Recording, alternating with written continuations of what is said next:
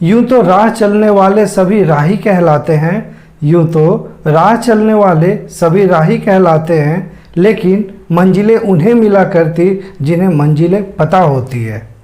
नमस्कार, मैं हूं अजय भास्कर और आप सभी का आपके अपने YouTube channel the learning IQ पर स्वागत करता हूं। जैसा कि हम लोग इस क्लास में डिस्कस कर रहे थे क्लास 10th के मैथ सब्जेक्ट का चैप्टर नंबर 1, जिसका नाम है रियल नंबर। यहाँ पर अब तक हम लोगों ने नंबर सिस्टम के कुछ बेसिक नंबर के बारे में सीखा और लेमा क्या होता है और एल्गोरिदम क्या होता है इसके बारे में डिस्कस किया। अभी तक जो हम लोग इस चैप्टर में पढ़े हैं, जो बेसिक सीखे, उसका आज यूज करने का समय आ गया। आज हम लोग वो सारे चीज़ को अप्लाई करेंगे और एक्सरसाइज 1.1 को करने की कोशिश करेंगे। ये NCERT पर आधारित है। आप और भी बुक को यूज कर सकते हो, RD शर्मा या RS अग्रवाल। आप खुद से सॉल्व करो। मेरे ख्याल से मैं जितना आपको बताते जा रहा हूँ ये आपके लिए इनफ है। फिर भी अगर आप अपना इच्छा अनुसार कोई भी बुक चयन करते हो और उसे सॉल्व करना चाहते हो तो करो। किसी को अगर परेशानी हो तो हमारे फेसबुक पे the learning IQ web page है, आप वहाँ पर जाकर अपने प्रॉब्लम को हमारे से शेयर कर सकते हो। मैं वहाँ सॉर्ट आउट कर दूंगा, या आप कमेंट बॉक्स में आप कमेंट कर सकते हो और अपना व्हाट्सअप नंबर छोड़ जाना। मैं व्हाट्सअप के थ्रू आपको प्रॉब्लम सॉर्ट आउट करने की कोशिश करूँगा। तो आइए एक्सरसाइज 1.1 स्टार्ट करते हैं। एक्सरसाइज 1.1 इसमें फर्स्ट सवाल है, ये आप देखो कि use Euclid's division algorithm to find the HCF of. First सवाल है 135 एंड 225। ये दो नंबर दिए गए हैं फर्स्ट सवाल में और बोला गया है कि यूक्लिड्स डिवीजन एल्गोरिदम का यूज करते हुए आपको HCF फाइंड करना है। तो कैसे HCF फाइंड करेंगे ये मैं आपको प्रीवियस वीडियो में पढ़ाया था। सबसे पहले तो हम लेमा लिखेंगे। लेमा क्या होता है? यूक्लिड्स लेमा का क्या रूल था, फॉर्मूला था A equal to BQ plus R, where R is the less greater than and equal to of 0 and less than B। ये था लेमा यूक्लिड्स का। अब यूक्लिड्स एल्गोरिदम का यूज करेंगे और स्टेप 1 में हम लोग सबसे पहले चयन करेंगे कि कौन सा नंबर बड़ा है। तो here 225 is greater than 135, so we assume A equal to 225 and B equal to 135। Here A is known as the dividend and B is known as the divisor, जो हम लोग डिवीजन में यूज करते हैं। तो आइए अब इस फॉर्मेट में हम लोग लिखते हैं। तो यहाँ पर हम लिखेंगे A की जगह पर 225 इक्वल टू B 135। अब देखते हैं कि हमारे पास Q एंड R पर क्या आएगा।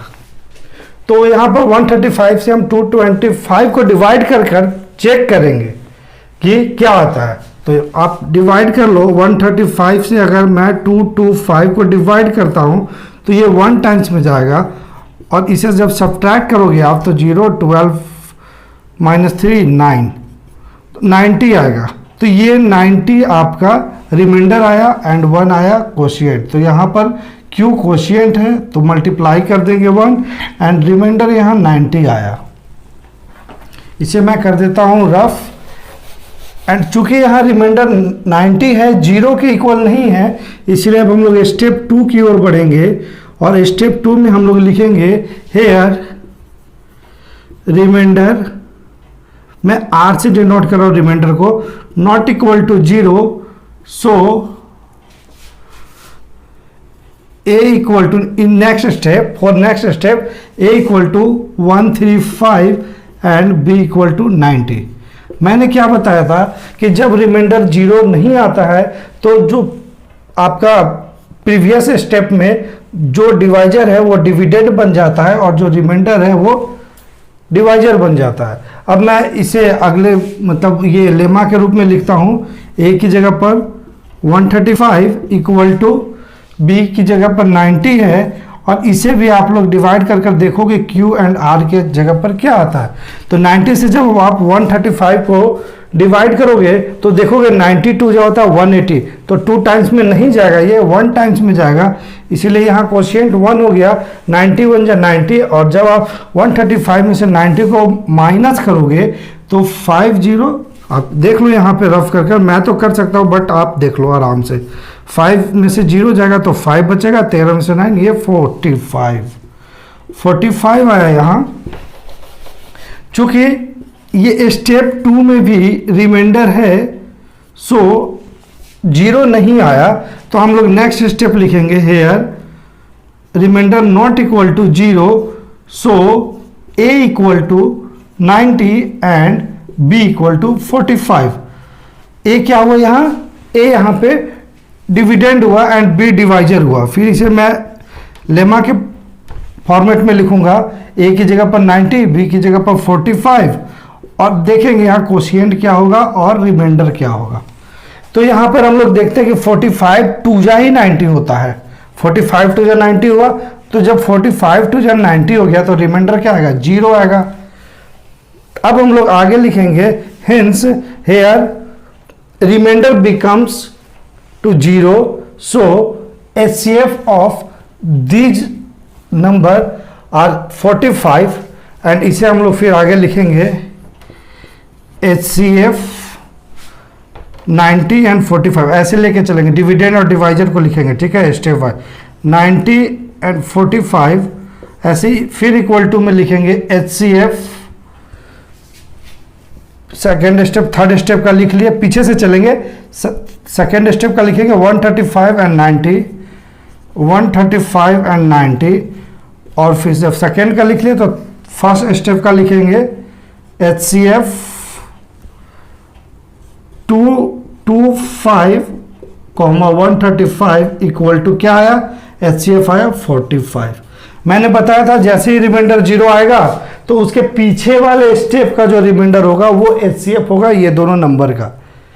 तो इस तरह से एक्सरसाइज 1.1 का पहला सवाल मैं सॉल्व कर दिया।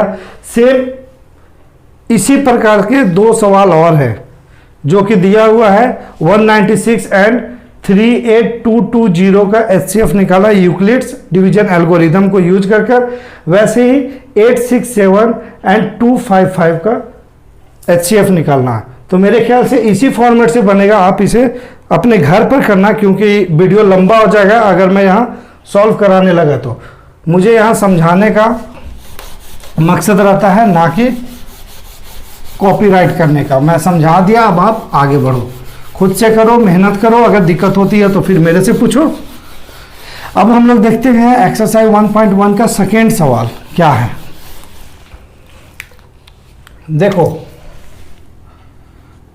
सेकेंड सवाल हम लोग कर रहे हैं, देख लो यहाँ क्या है। So that any positive odd integer is of the form of 6q + 1 और 6q + 3 और 6q + 5 where q is some integer. क्या बोला गया कि यहाँ पर जो पॉजिटिव ऑड इंटीजर है, पॉजिटिव ऑड इंटीजर है, वो आपको या तो 6q + 1 या तो 6q + 1 क्वेश्चन देख लो यहाँ, या 6q + 3 और 6q + 5 के रूप में होते हैं। ये आपको प्रूफ करना है, ठीक है। तो इसे कैसे प्रूफ करेंगे, सबसे पहले तो क्या बोला, किस फॉर्मेट में होगा, 6q + 1 और 6q + 3 और 6q + 5, यानी कि जो ऑड इंटीजर्स होंगे, ऑड पॉजिटिव इंटीजर्स होंगे, वो इस तरह से शो होंगे। कैसे अब हम लोग करेंगे ये देखो। तो यहाँ पर जब आप इसे देखोगे ध्यान से तो ये देखो 6q + 1 है, ये कहीं ना कहीं bq + r के फॉर्मेट में है। तो हम लोग क्या करते हैं ना कि सबसे पहले इस सवाल को करने के लिए हम लोग a एज्यूम करते हैं, क्योंकि इधर a है, a क्या है यहाँ, एक पॉजिटिव इंटीजर है। हम लोग एज्यूम कर लेते हैं कि ए है सो पॉजिटिव ऑड इंटीजर है। तो यहां पर हम लोग लिख लेते हैं, फर्स्टली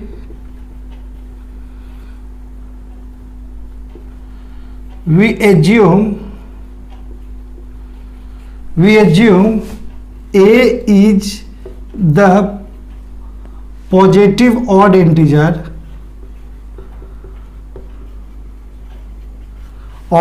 ठीक है। और यहां पर चूंकि ये बी क्यू प्लस आर के फॉर्मेट में है ये, तो हम लोग बी की जगह पर देख रहे हैं कि 6 है।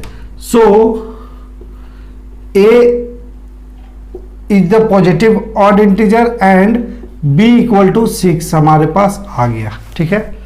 समझे ये b इक्वल टू 6 क्यों आया, क्योंकि मैं ये बताया ये 6q प्लस 1 है, तो कहीं ना कहीं a equal to B Q plus R होता है। ये हम लोगों ने लेमा में पढ़ा है।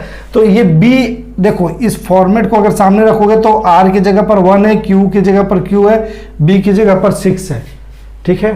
अब यहाँ पर हम लोग क्या करते हैं कि इसे लेमा के रूप में लिखते हैं। तो ये जो आपका लेमा है वो क्या था, लेमा का फॉर्मेट था a equal to B Q plus 6, ध्यान से देखना, B Q plus R, where r is greater than and equal to 0 and less than b, ठीक है। तो यहां पर a हमारा a ही है, b हमने 6 एज्यूम किया है, और r हमारा यहां पर क्या होगा आप खुद सोचो। यहां जो r है वो क्या होगा, ये 0 से बड़ा होगा और b से छोटा होगा। तो 0 से बड़ा एंड b से छोटा, b किसके इक्वल है, 6 के इक्वल है।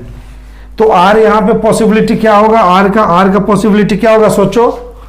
r का पॉसिबिलिटी होगा या तो r आपका 0 से बड़ा होना चाहिए, तो 0 से बड़ा या 0, तो 0 ले लो, फिर बड़ा 1 2 3 4, बट 6 से छोटा होना चाहिए 5, 6 तो नहीं होगा।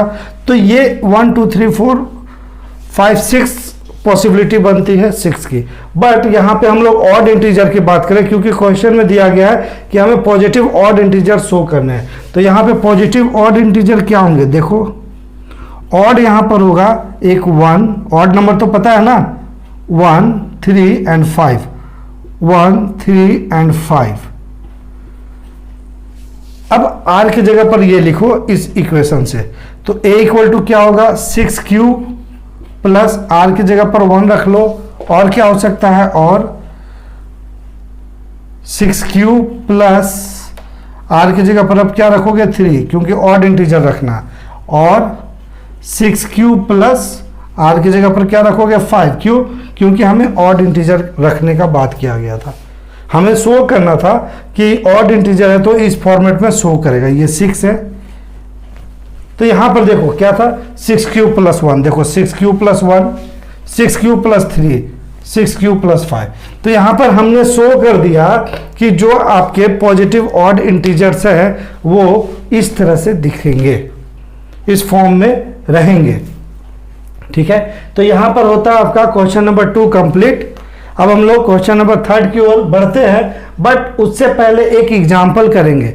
वो एग्जाम्पल इंपॉर्टेंट है, एनसीईआरटी का है, वो एग्जाम्पल मैं पहले आपको करवाता हूं।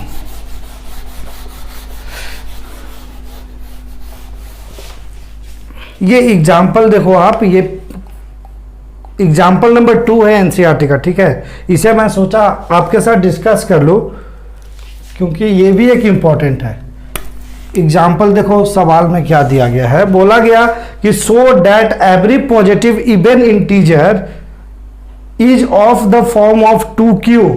इवन इंटीजर किस फॉर्म में होते हैं, इवन इंटीजर्स, अभी हमने क्या किया था, ऑड इंटीजर्स। इवन इंटीजर किस फॉर्म में, 2q के फॉर्म में होंगे, ये शो करना है। And every positive odd integer, और जो ऑड इंटीजर्स है वो 2q प्लस 1 के फॉर्मेट में रहेंगे, ये हमें शो करना है, ठीक है। तो हम लोग कुछ नहीं करेंगे, इस टाइप का सवाल जब भी आएगा तो आप सबसे पहले एज्यूम कर लेना कि a हमारा एक इंटीजर है। तो यहां पर हम लोग सबसे पहले एज्यूम करेंगे, let a will B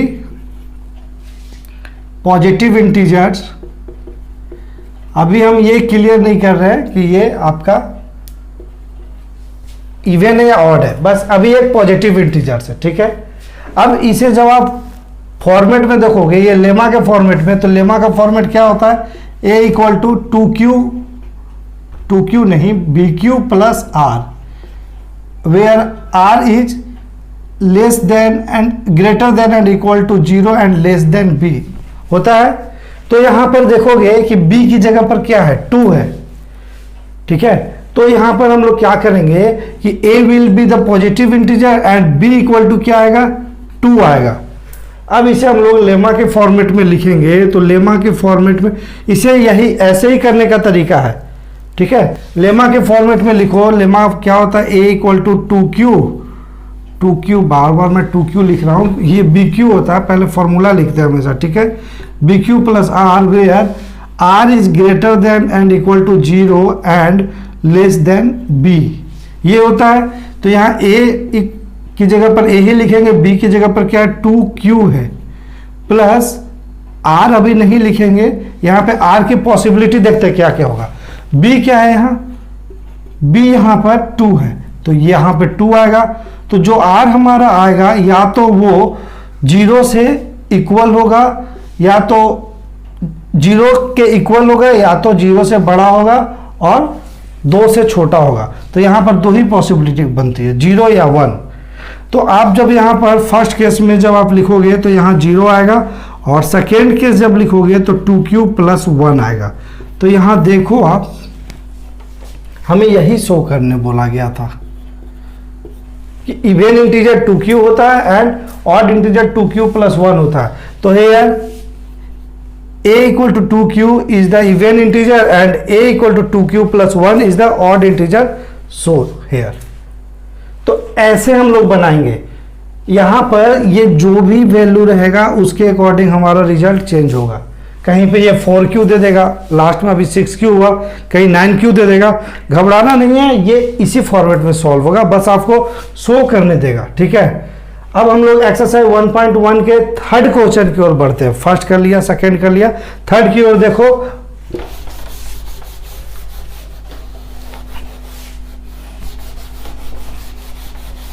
third सवाल में शायद वर्ड प्रॉब्लम है, एक सेकंड में देख लेता हूं। थर्ड में वर्ड प्रॉब्लम है, देखो। तो एक्सरसाइज 1.1 का थर्ड नंबर सवाल है हमारा कि an army contingent of 616 member is to march behind an army band of 32 member in a parade.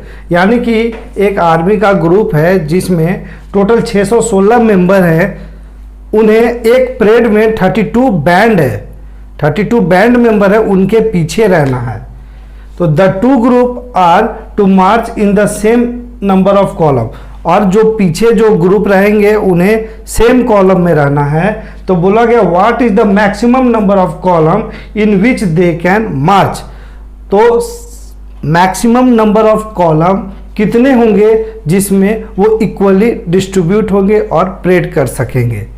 तो यहाँ जो ये जो मैक्सिमम नंबर ऑफ कॉलम है ना, ये एक क्लू दिया गया है इस सवाल में कि जब भी कोई चीज़ का मैक्सिमम निकालना रहे, 2 नंबर का ग्रेटेस्ट निकालना रहे या मैक्सिमम निकालना रहे, तो हम HCF निकालते हैं। HCF का फुल फॉर्म ही होता है हाईएस्ट कॉमन फैक्टर, ठीक है। जहाँ मिनिमम बोलेगा वहाँ हम LCM, जहाँ मैक्सिमम बोलेगा वहाँ HCF। तो सवाल आया समझ में या नहीं? सिंपल सी बात है कि एक आर्मी का ग्रुप है जिसमें 616 मेंबर है, और एक बैंड है जिसमें 32 मेंबर हैं। तो वो 32 मेंबर के पीछे आपको 616 मेंबर को ऐसे लगाना है कि इक्वल कॉलम रहे और टोटल नंबर ऑफ मेंबर है हर कॉलम में इक्वल रहे। तो ज्ञात ये करना है कि हमारे पास मैक्सिमम कितने कॉलम बन सकते हैं। तो हम लोग क्या करेंगे, सिंपली HCF निकाल देंगे। और HCF कैसे निकालेंगे? यूक्लिड्स डिवीजन एल्गोरिदम के थ्रू। तो यहाँ पर हम लोग क्वेश्चन नंबर 3 का सॉल्यूशन कर रहे हैं। सबसे पहले क्या करना है, मैक्सिमम वैल्यू फाइंड करना है। तो HCF ऑफ 616 एंड 32 ज्ञात करना है। तो सबसे पहले लिखेंगे स्टेप वन। स्टेप वन नहीं लिखकर आप सिंपली लिख सकते हो according to Euclid's division algorithm. According to Euclid's division algorithm. Direct आप बनाओ। आप यहां पर क्या होता है, a equal to B Q plus R. तो a की जगह पर क्या है, सबसे पहले हम लोग बड़ी नंबर को लेते हैं तो 616 आएगा, और इधर b की जगह पर 32, q एंड r हम लोग फाइंड करेंगे। तो 32 से जब आप 616 को मल्टीप्लाई करोगे तो ये 1 टाइम्स में जाएगा 32। 11 में से 2 को जब सब्ट्रैक्ट करोगे तो 9 आएगा, और यहाँ 5 में से 3 2, ये 6 आया। अब देखो 296 है, कितने टाइम्स में जाएगा, 8 3 जा होता है 24, और 9 3 जा होता है 27। 9 से करते हैं, 9 से जब करोगे तो 9 2 जा 18, 9 3 जा 27, और ये हो गया 28। तो 16 में से 8 गया, 8 ये कट हो गया। तो यहाँ क्या आया 19, क्वोशिएंट की जगह पर 19 आएगा, एंड रिमाइंडर की जगह पर फिर आर लिख दिया मैं 8 होगा। ठीक है, अब नेक्स्ट स्टेप पे क्या होगा कि यहाँ पर जो डिवाइजर है वो बन जाएगा डिविडेंड, एंड जो रिमाइंडर है वो बन जाएगा क्वोशिएंट। तो अब इसे मल्टीप्लाई करो, जो रिमाइंडर है वो बन जाएगा डिवाइजर, और मल्टीप्लाई करो, यहाँ डिवाइड करो सॉरी। तो ये 8 से जब आप 32 को डिवाइड करते हो तो कितने टाइम्स में जाएगा, देखो 8 4 जा 32, और रिमाइंडर आया 0। जब रिमाइंडर 0 आएगा तो हम लोग क्या करते हैं, पीछे वाले स्टेप का जो रिमाइंडर होता है उसी को HCF कह देते हैं। तो यहाँ पर मैक्सिमम नंबर ऑफ कॉलम पूछा गया था ना, तो यहाँ पर लिखेंगे maximum number of columns are 8 बनेंगे। ठीक है, तो ये थर्ड नंबर था। वीडियो लंबा ना हो जाए इसीलिए मैं अभी इस वीडियो को यहीं पर स्टॉप करता हूं। इससे आगे का सॉल्यूशन हम लोग नेक्स्ट वीडियो में लेकर आएंगे। उम्मीद करता हूं कि आपको हमारे द्वारा प्रोवाइड किया गया सॉल्यूशन और सॉल्यूशन करने का तरीका दोनों पसंद आए होंगे, और आप खूब इंजॉय से सीख रहे होंगे। अगर मज़ा आ रहा हो, पसंद आ रहा हो हमारा वीडियो, तो नीचे जाकर वीडियो को लाइक करें और कमेंट सेक्शन में ज़रूर बताएं कि आपको वीडियो हमारा कैसा लग रहा है, ताकि मुझे मोटिवेशन मिले और मैं आगे आपके लिए और अच्छा वीडियो बनाऊं। जितना हो सके वीडियो को शेयर करो अपने फ्रेंड में, और चैनल को सब्सक्राइब करो। शेयर करोगे तो सारे स्टूडेंट पास पहुंचेगा, और जितना ज़्यादा व्यूज बढ़ेगा उतना ज़्यादा मैं मोटिवेट होऊंगा, फुल मोटिवेट होऊंगा, और आप लोगों को और अच्छा कर देने का कोशिश करूंगा। मिलते हैं नेक्स्ट वीडियो में। जय हिंद, जय भारत।